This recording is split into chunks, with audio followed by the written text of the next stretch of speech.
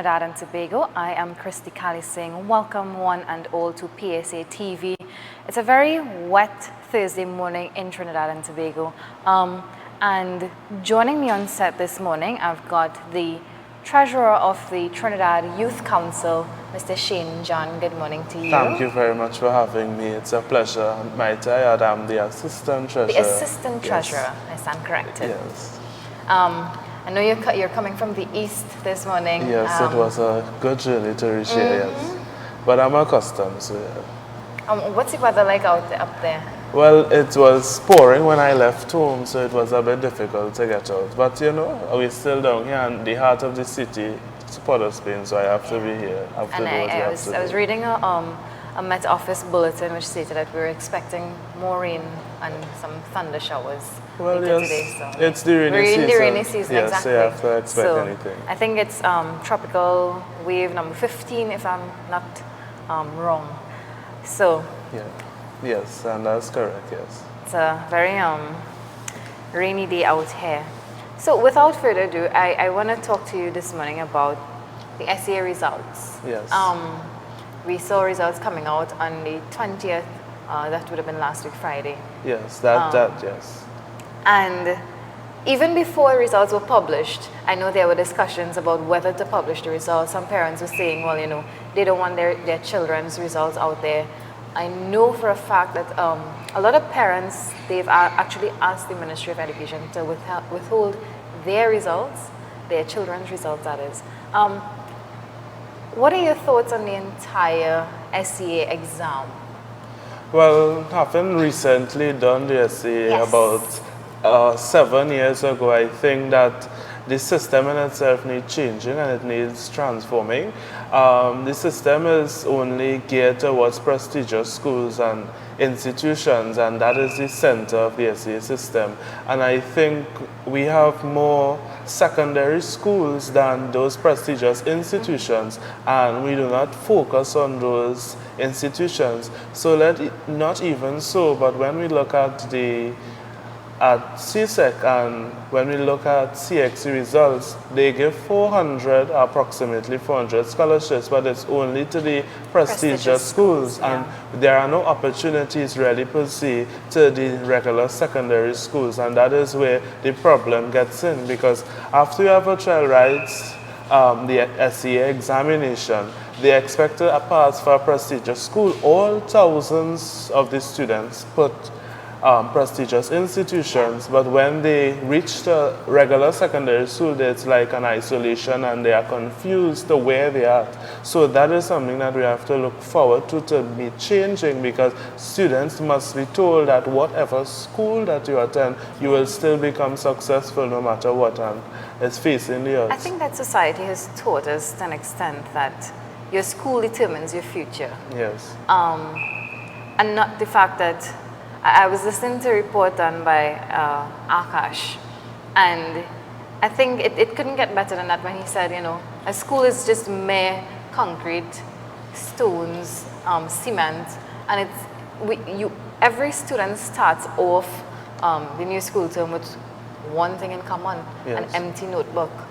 Yeah. And it's what you put into it that in my opinion, that is what will determine your future. Of course, you have parents has to play a critical part in it.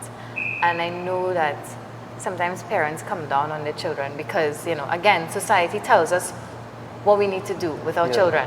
If your child didn't pass for a prestigious school, your child is now deemed as a failure.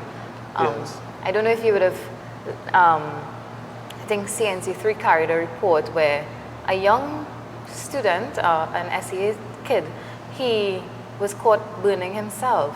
Yeah. And there was another report which stated that, you know, these young children, they tend to cut themselves because they feel like the pressure, they feel the pressure. Yeah. And I think one of the things that cause that is that parents tend to isolate their children out of co-curricular activities at that point in time. And that is something that a lot of parents fall short to. Having, as I said, written the essay, I think what my parents did well is that they were able for me to manage both co-curricular activity and as well as manage my academics. And the other thing too, when persons pass a prestigious institution, what is withheld from the public or people turn a blind eye to is that at a prestigious institution, you still attend a bulk of lessons to pass or to win a scholarship. So most of these scholarship persons, when they win a scholarship, it's because they attend the lessons or they attend assistant classes to pass. And the reality is that if you attend a regular secondary school, you can do the same thing and get the same results. So it's something that we have to now be mindful of, that a secondary school and a prestigious institution is the same in what they offer and what are your boundaries and where you set them. I know, the other host, Avalon, had some primary school students who were about to write essay, actually who wrote essay, and listening to them and they were talking about how difficult some of the questions were. Do you think you could write, if I were to give you an essay exam right now? For essay, I think I will have the ability to write an essay.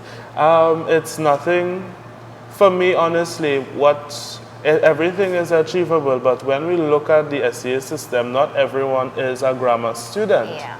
So at a particular point in time, there are students who can easily write an essay, but then there are those who will struggle. Yeah. And then that's where the problem starts, because all students are being placed, or majority of the students are being placed at grammar schools, and the secondary schools were set up in a way to facilitate those who cannot cope with academics for trade. And now we are seeing, like a few weeks ago I attended a principals conference, and they are saying, the secondary school principals, they are saying that, hey, we do not offer those volcanic schools and those volcanic subjects. So things like mason and things like carpentry that they would have offered, they no longer offer it. So they are offering the same thing as a prestigious institution. And that is the problem, because you are forcing students to learn regular academics when they can be using their talents. And that is what our system must be geared around, using talents to produce academic individuals.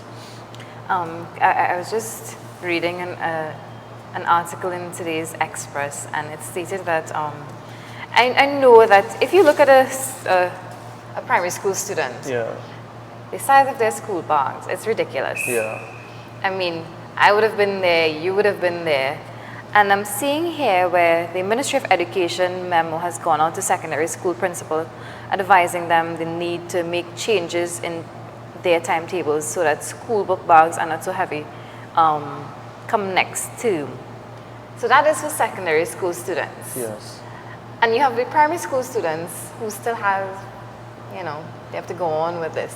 Yeah. The thing about it is I find it very strange. I know from the period of 2010 to 2015, we gave laptops out. Yes. And that is something, but when it was given out, it was not used in the best way, because we still had you carrying your laptop, but you're still carrying the 10 books in your bag, the big textbooks in your bag. And I think that's something that we need to refocus, because most times students with those big bags on their back, they don't use all the books on the day. That is true. And then the other thing is, when we give a book list, most times at secondary and at primary, students do not use all the books that their parents would have purchased. So here you have parents buying books for $200 plus, and they are not.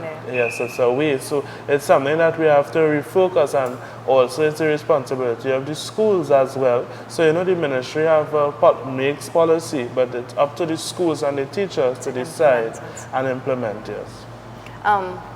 What do you think you made a statement saying that you think the essay exam should be changed or overhauled, as the case may be? Yes. What about it should be changed? One, for certainty, that barrier between prestige and non-prestige institutions. I think all schools should be seen as an ideal institution. And I think that will be something that we can look forward to the future. However, it will take some transitioning. right? Because for personal, I attended, I remember, it's government primary, I would say one of the best primary schools that we can find. They offer a good range of activities, so from parang to calypso to dance, and that is something. But in the East, in my honest opinion, I did not see it for me attending a school in the East, because I think that I needed to expand my horizons, so I attended QRC, and I think that is something that needs to be changed, and it will take time, but the schools already have history. But in the US, and if you look at Finland, when we have that system, there is a transition system from primary to secondary. And if you attend a particular primary school in your district, you will attend a particular secondary school in your district, and you will have that same interactions. And what could facilitate that is that if you do not attend the school of your choosing, Queen's Royal College, you will still get an experience doing a little tour of the school to get the history of the school and stuff. The information is always there, but that's how we take it and that's how we use it. Going back to the pressure that parents again add on students, I know sometimes parents expect a lot from their children. Yes. And we have the tendency to compare my child to another child, to the neighbor's child. And they may not outrightly say they're disappointed because a child didn't pass a prestigious school, but sometimes children pick things up. Yeah. And they know, well, all right, you keep comparing me. Do you think that the comparison of children especially, it affects their psyche? Yes, it does, and also you reference the CNC3 took a report on children doing harm to themselves, and I think it even starts before results is given. So you have students who will do some insane things just to please their parents, and sometimes they wouldn't want to tell their parent that, you know, hey, I don't think I'm going to pass for the CIC, I don't think I'm going to pass for the bishop. So they hurt themselves, and it's something that psychologically and physical as well. So it's something that at times become a burden on the parent because of their force for this prestigious institution. And a lot of times we see that parents want to live their life through their child. Yeah. So because they did not pass for that prestigious institution, they will push their child for the prestigious institution. But what happens is when you reach at secondary school, some parents will disown their child. Not physical, not putting them out of the house, but will not be incorporated into this child's education at the regular secondary school. And it's not lost, because at the end of the day, the opportunities at tertiary level, no matter where you come from, that opportunity is still there. And the reality is, when I leave QRC, or when someone leaves Bishops, they are not guaranteed a job. They are not guaranteed a place in life, right? What they have their qualifications. Everyone has the same qualification. Now, more than ever, there is no, I went QRC, I should get a job over someone who went Woodbrook. So it's something that we really and truly have to look into. And speaking about jobs, every year you have thousands of students graduating from UE, from UTT, from COSTAT, and I was reading a report which stated that the unemployment rate, not just in Trinidad, but the Caribbean, stands at an all-time high. Yes. As a young person coming out of secondary school, what are your thoughts on the fact that the job market is very tight? To get a job nowadays is kind of tough. Yes. So somewhere I read, I think it would have been last night, education is the key, but links and pull string is the key. That was a meme. It opens a lock, And I thought it to be very interesting because it actually is kind of true. Yeah. And now it's not about merit. People hire a lot of people based on, I know you, you're a friend of the family, you're my friend. And you have those who can actually do the job on the sideline. Yeah. Well, I think it will take, in employing persons, I think it will take a person with good integrity. amoral to not select someone who they know or who they have interface with. And that is something that we have to be moving forward to.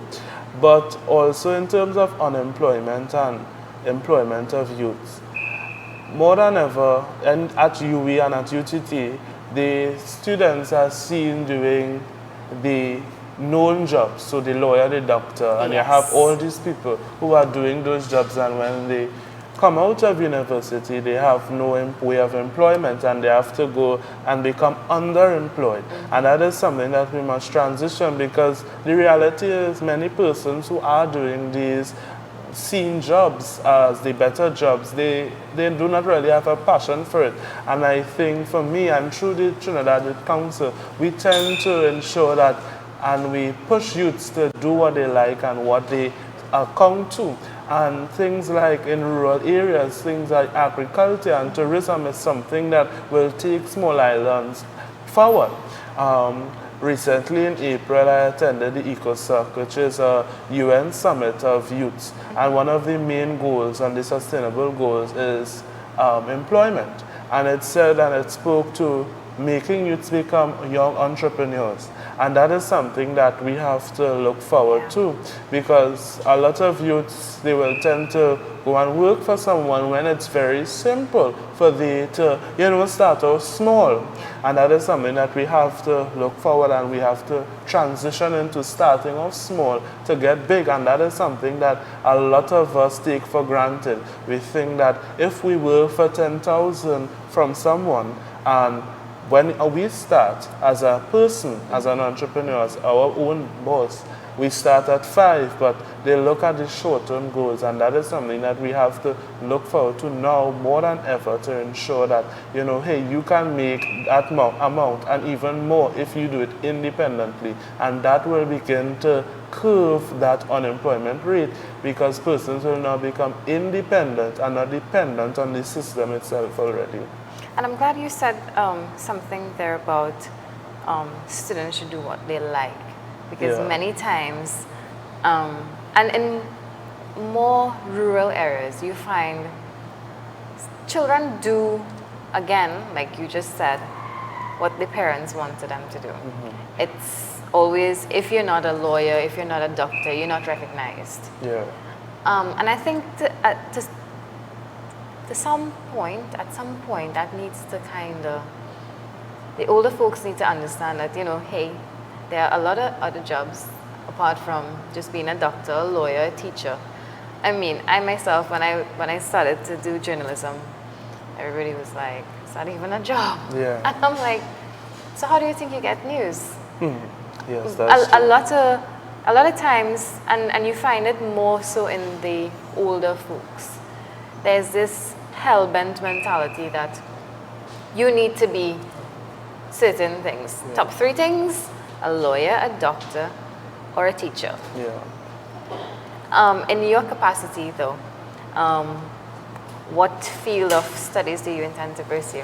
Well, I think... And I hope it's your mind and not what you're being pushed into. Well, I have a passion for youth advocacy. And I think that my voice is one that is powerful. So through school and as well through QRC, it built my student life and student life development. So I would have gotten involved in student politics in my school, and I can see myself doing international law and having that relationship internationally, because I think on the global scale we can move forward. So international law will be one of my major pursuits that I would like to go forward to. You are currently the Assistant Treasurer of the Trinidad Youth Council. How has that been for you so far? Well, coming on board with the Trinidad Youth Council, it sounds very electrifying and very interesting per se. However, as a youth organization, it's very challenging to be a part of that organization, because personally, the youths of our country we need change, and there are not enough youths pushing towards themselves and being independent. So that is where the challenges are in Trinidad Youth Council, because sometimes we have membership issues. If we're having an event and we send out things to youths, they are not willing and interesting to come. But what it is that if they will get $200 to come out for the day, they don't see it as that important, and that is an issue. However, as a member of the Trinidad Youth Council, it opens those barriers, and even this opportunity to speak on your show, it's a thing where your voices can be heard, and it's something that we have been working towards and ensuring that, youths are given that light, and we still have something to offer. And even mention Nikolai Edwards, who is running for Prime Minister in 2020, he would have also been a part of Trinidad Youth Council a few years ago in his earlier years, and his contribution would have been heard. And it's something that as we move forward, we can see that youths they change, because it's something on holding on to power. We would have the two major parties. In my humbling view, both of them will be over 70 in our next general election. And it's something that we talk about diversification, we talk about culture, and we talk about the arts, and then we talk about transformation. And there are all these young, vibrant persons within the party of those leaders, and that they are ready and young and vibrant to go forward. And that is something that we need a change and a turnaround too, because through Trinidad Youth Council, that's what we see, youth advocacy and moving change through youth, and that is something that we reckon and we look forward to true success. And I know you all have also been very active with trade unions. Yes. You all were down at the Labor Day rally. How was that for you? Was it your first time, second time? Well, I did not. I wasn't able to attend, but I know our president and some of our members attended, Mrs. Janice Webb, right? And it's not the first time that they would have attended, so I know that is something that we are on. And truly, there are many trade unions, so I think that the Trinidad Youth Council is that union per se to rally for youths and the voice for youths. So I think that is something that we look forward to. We take guidance from PSA how to get your point across in the most diplomatic way to solving issues and solving problems. So that is what we focus on. So that moving with youths and the movement with the trade union is something that Trinidad Youth Council cherishes. So yes, it's something. When one looks at the membership for trade unions, you rarely see young people, but I mean, of late we've seen an increased number of youths being involved in it. What do you think trade unions can do perhaps to get youths more involved, to make it more attractive for the young workers? Well, I think the trade unions in itself, they hold a very pivotal and vital role. They hold the government to ransom. So the youths must understand that, not because today I am not employed at a trade union doesn't mean 5 years from now I'm being employed. So I think the responsibility really isn't the trade union, but it's for the youths, on the individual, to where you will see yourself and what you will see yourself doing. At the end of the day, if you stay here, you are going to get into the system that, 10 years from now, you will begin to complain that, the system isn't doing this and I think I should get a right to pay. But you need to start somewhere, and these things are all important to make it happen.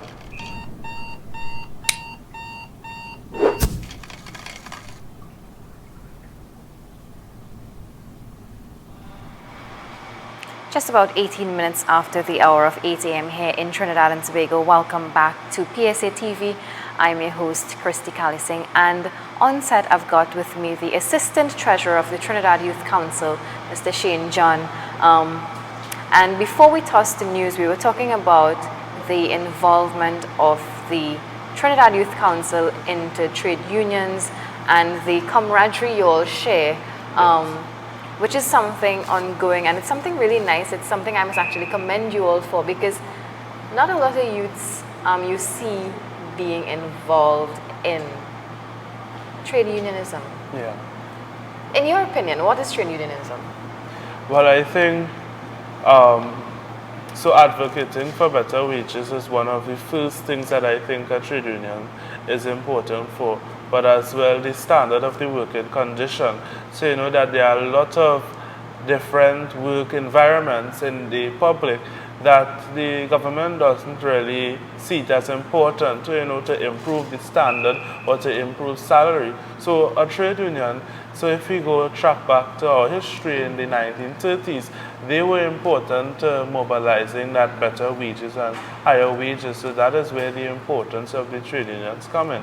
It's that advocating for the people who don't have a voice by their employers. So they have a voice now through the trade unions. And once we get a couple thousands of persons, and not even so, if you get tens of persons to advocate and move forward, things will happen once the government knows that they have someone to account to and answer to. I think a lot of times you have people reaping the benefits of the work of trade unions and they probably don't even know. Yeah. So for instance, like you rightly said, negotiations, and it's an ongoing process here with the PSA and CPU, and I believe we're supposed to be back out for negotiations on the 16th of this month. But in terms of negotiations, health benefits, these are things that trade unions would have been fighting for since way back when. Yes. We continue to do it, and I think to some extent youths aren't, I don't know if they're not aware of trade unions or they just deliberately ignore it. Well, I don't think that they aren't aware, because in your syllabus in primary and secondary schools you are made aware of Labor Day and the importance of... But there's only so much you would have been taught, right? Yeah. I mean, we would have been taught about Uriah Bus Butler, Labor Day itself, a couple of the movements, and that's it. It stayed there. Yeah. Because, like I always say, if you did not know that a trade union, what a trade union does, would you have even considered joining one? Well, no, that's true. That's Exactly. correct. So I think that the education system itself needs to kind of incorporate it and make started from an early age, so that people coming out of schools, they'll know, well, okay, I have rights. And become interested in it, yes. That is exactly it. When you look at the working class and the working society nowadays, what are your thoughts? Or the level of retrenchment, the level of restructuring? Yeah. One, for a fact, I think that the system in itself, when we started from the system made the people. I think that the system is a type of laissez-faire. So if we go at a government office, or we go at an institution, even self in Trinidad and Tobago, it's more go slow.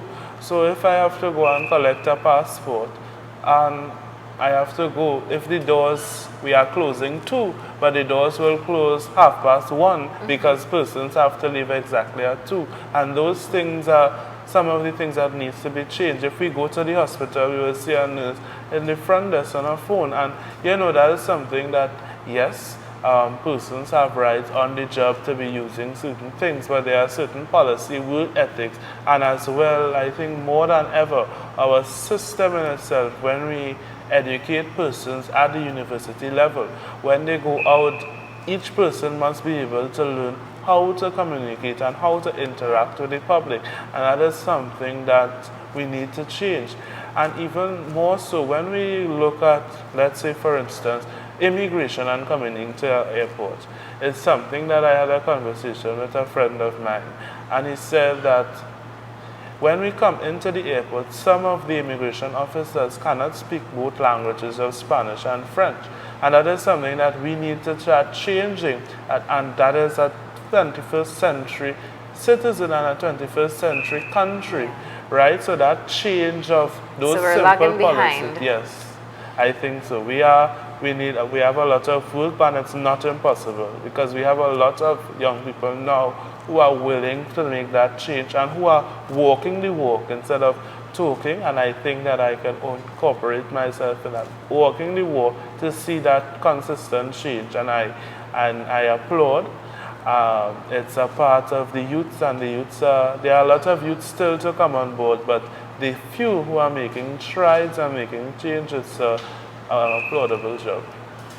Do you think the job market do you think there are enough jobs for migrant, or as they're terming it now, the economic workers, the economic migrants?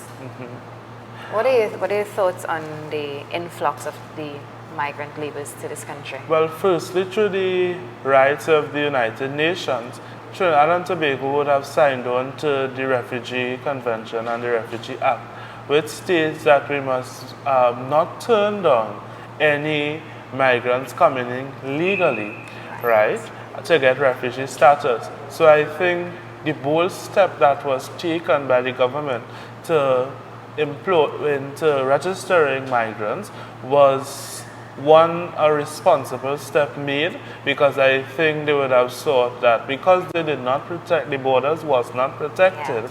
I think they felt accountable. But more so, what persons do not know, and sometimes I wonder, but I will not at any point in time say that the government does not know, but persons in the public, that if the migrants come here, we can begin negotiations with other Caribbean countries through the UN Charter to say that we have Venezuelans in Trinidad, but we cannot host all of them. So the more that comes in, and we can start shipping them out into other countries to evenly distribute, because in fact, Trinidad is the closest country to Venezuela in the Caribbean. So the reality is that we will get the most amount, but then the responsibility is on us to ensure that when we get them, we transition and we start different international relations to move them. And on the fact of jobs and the job market within Trinidad and Tobago, we say that there are not enough jobs. But I know if today I sending my papers to KFC or Subway, I know that I will get a job in the next week. And that is something that the reality is away in the US and in the UK. Persons who come out of university are forced, it's not an option, they are forced to go on the work market to these minimum wage working places. And I think more than ever now, when the Venezuelans come in and who are already here, where they are working in the minimum wage. Some are even being exploited, and that's a reality, because it's not only in Trinidad that happens. So it's something that we need to as well look at, is that the Venezuelans are here, but they aren't taking away the jobs that people look forward to. They are going to pack groceries, they are going to push trolleys, and that is what they are here for. And a lot of them have been incorporated into the agricultural sector as well. And that is something that we look to, that there are persons who attend university and they don't want to do that, but what they will be interested in is telling persons what to do in those sectors and managing those persons in those sectors. So the claim that Venezuelans are taking away jobs, in my honest opinion and in my honest view, I don't think that is so. I think that there are enough jobs in our country that pay minimum wage that persons at our country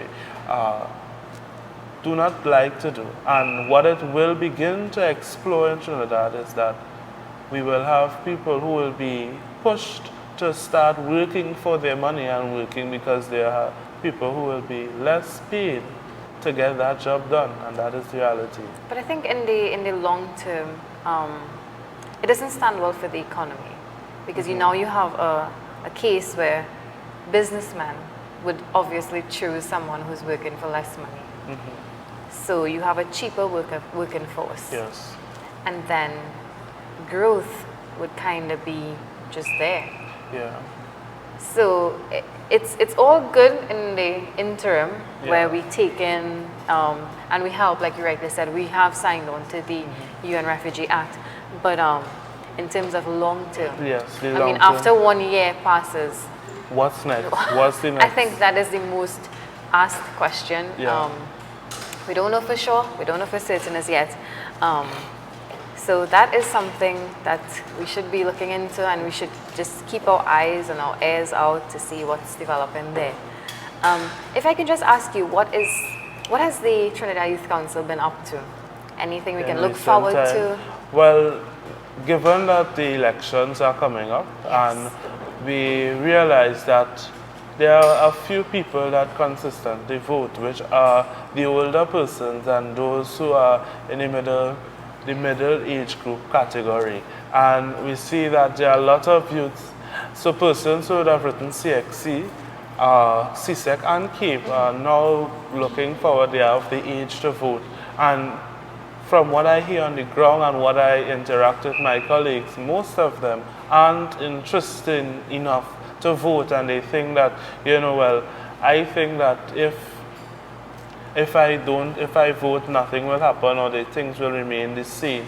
And we, as Trinidad Youth Council, will be pushing towards having, even partnering with media houses, the PSA station as well. I think to ensure that we advocate that, we have a voice and we have a vote, and that one vote could make the difference, and it makes the difference. Because more than ever now, and I'll just share light into that there are two major parties. And now we are seeing that there's about two recently newly elected parties for Trinidad. And now further on to that, there are about 4 other parties who participated in the 2015 general elections, and they are around. So they know that there are change and there are people who are around, and we need to let the youths know that if you make that vote and you make that comprehensive decision to have a vote, then that's your responsibility and that's your right. And they said that if you don't vote, then you have not participated and you have failed to participate in local politics, and that is something that Trinidad Youth Council will be working towards in this upcoming year and next year as well. All right, so I'm just going to ask you your closing comments. We're just about 8:30, so I'm going to ask you your closing comments. All right, so my name is Shane John, and it's an honor being here this morning on your show. I would like to thank you on behalf of the Trinidad Youth Council, and to those viewing. I think that the call to youths is now, as we stand together as one youth. We are finished with CAPE exams, finished with CSEC exams, we are leaving university. What's the next step? The next step is us advocating for our rights, advocating for change, and that change starts with us. If we think that our older persons and our adults and those senior to us are not doing the job, we must be able to push and our voice. It starts with one person to make the change, and then that change will reap multiple benefits to our country. Thank you. Well said indeed. Thank you. Thank you so much for coming on our show. Yes, it was my pleasure. I know Shanice would have been here. That's the president of the Youth Council. She would have been here. So precedence has been set. Yes. All right, so it's on that note, we're going to toss to a really short break. And when we come back, joining us on set, we've got the representative, Ms. Susan Alexander from the Seamstress and Tailors Division. Stay with us.